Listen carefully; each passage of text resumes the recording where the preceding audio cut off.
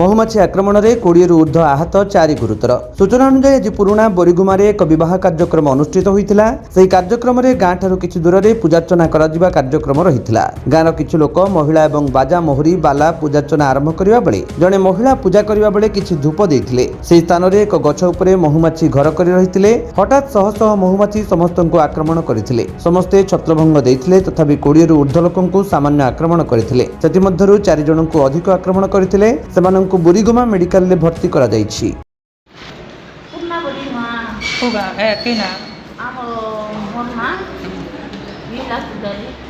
ଆଜି ବିବାହ ଥିଲା ବିବାହରେ ଥିଲା ଗଣେଶ ମଙ୍ଗଳ କରିବାକୁ ଯାଇଥିଲୁ ସେଠି ଗଲାରୁ ଏମିତି ଦୁନିଆ ପୁରାଇ କରି ବାଟ ଗଲା ସେ ଆସିକରି ଚୁଆଇଦେଲେ ସବୁ ଆଜି ଯାଇଥିଲୁ 25 ଲୋକ ବାଜା ମରି ସବୁ ଧରିକରି ସବୁ 25 ଲୋକ ଯାଇଥିଲୁ ସେଠି ଘରେ ପୂଜା କରିଥିଲୁ।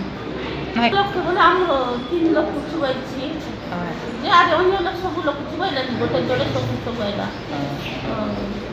ସବୁ ଦୌଡ଼ି ପଳେଇଲେ